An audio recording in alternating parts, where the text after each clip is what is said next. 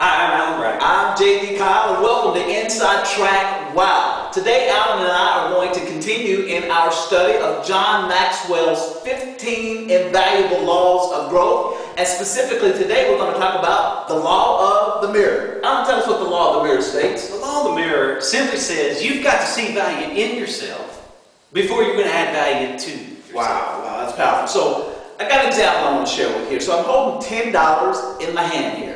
Obviously, it's worth $10, okay? $10 bill. It doesn't matter if I take this $10, if I crush it up like this, it's still worth $10. Still has its value.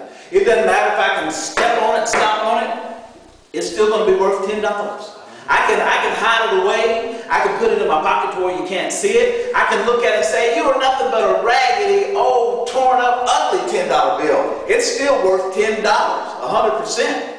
So your learning is this.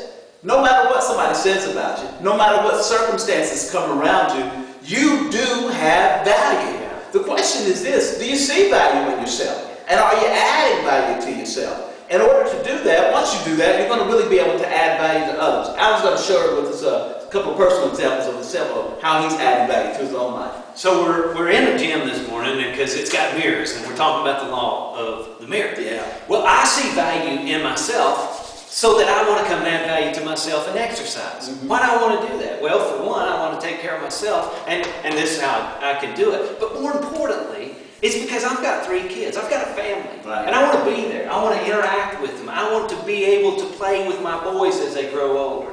And so if I don't see value in myself and add value to myself physically through exercise, then I'm not going to be able to interact with them and add value to them in the same way. Right. And so that's on the physical side. Does it work mentally also? It works mentally also. And so what I do is, and we've talked a lot about this, we read books, we go to conferences, we grow and stretch ourselves mentally. Why?